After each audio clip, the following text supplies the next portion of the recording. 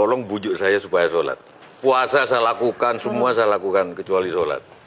Ketika Allah perintahkan ibadah-ibadah yang lain, itu cukup perintah ayat saja turun. Allah perintah haji, ayat saja turun.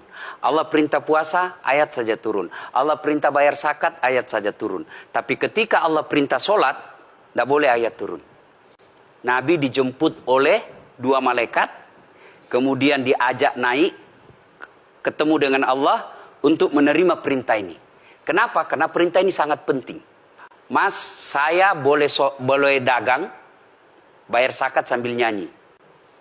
Saya boleh haji sambil nyanyi. Tawaf, labbaik Allahumma labbaik, labbaik la syarika laka labbaik. Boleh. Ya, saya bayar zakat boleh sambil nyanyi. Begadang jangan begadang. Kenapa? Sholat tak boleh. Allahu Akbar. Darah muda, darahnya pada batal sholat saya. Kenapa? Inilah puncak penghambaan kepada Allah. Jadi puncak penghambaan kalau saya meraku hamba, sholat. Yang paling mulia dalam tubuh kita, kepala. Adik-adik bercanda dipukul pantatmu masih senyum. Dorong dadamu masih senyum. Tapi jangan bercanda pukul kepalamu. Tak, kau pukul kepala saya pasti saya marah. Kenapa? Harga diri di sini. Tapi ketika kita sholat, anggota tubuh yang paling mulia, kepala, rendahkan seperti kakimu. Kita akan masuk ke next go. Ini penting. Kalau saya sudah mulai ini. Oke. Ya, karena kalau ketika saya mau sholat, saya melihat banyak koruptor sholat. Ya. Saya melihat banyak orang sholat yang kalau saya ajak ngomong main HP, nggak punya adab. Yang paling enak memang sholat tidak korupsi. Yang paling nyaman memang, paling ideal, sholat jujur. Tapi wala talbisul haqqa bil batil, kata Allah. Allah tidak mencampurkan antara hak dan batil. Sholatmu beda, puasamu beda, maksiatmu beda. Itulah sehingga Allah hadirkan 2 malaikat.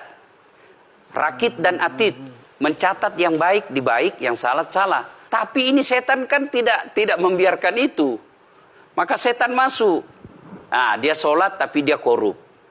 Tapi Allah Maha Adil, maka ditimbanglah nanti. Mana yang lebih banyak, kebaikanmu atau keburukanmu. Kalau dia baik amalnya, tapi tidak ada sholatnya, sia-sia. Kenapa? Passwordnya kebaikan itu, kuncinya itu adalah sholat. Ustadz ketika naik haji, naik pesawat. Pesawat itu mungkin dibikin orang yang nggak sholat. Iya, betul. Terus gimana dong? Nah, kursi itu mungkin dibikin orang yang nggak sholat. Iya, betul. Terus? Nah, bagi orang yang tidak sholat itu, Allah nanti perlihatkan amalnya. Yang ciptakan listrik ini luar biasa amalnya. Iya. Saya bisa dakwah karena ada mic. Iya. Dan mic itu dari orang non-muslim yang ciptakan. Maka Allah nanti pamerkan.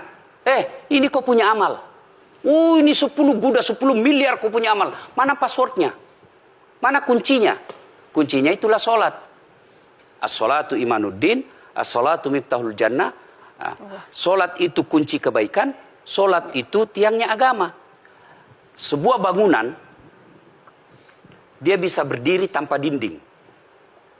Sebuah bangunan, dia bisa kokoh tanpa atap. Tapi ketika bangunan tidak punya tiang, pasti tidak kokoh. Tiang itulah dalam agama, sholat.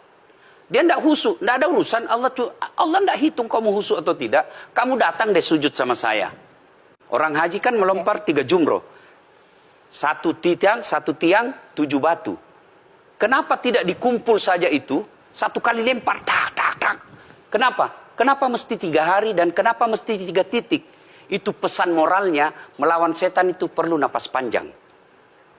Dengar azan, jangan pikir setan, dia tebar itu. Tidak usah kau sholat, nanti kau tua. Anggaplah pergi sholat. Setan menyerah, tidak. Buru-buru kamu, buru-buru. Akhirnya apa? Wudhu tidak sempurna. Anggaplah Anda wudhu dengan sempurna. Setan menyerah, tidak. Masuk masjid. Tidak usah sholat sunnah, tidak usah sholat sunnah. Prinsipnya setan, kalau dia tidak bisa dikalah, jangan untung. Nah, gimana Mbak Teja? Udah teryakinkan? Oke.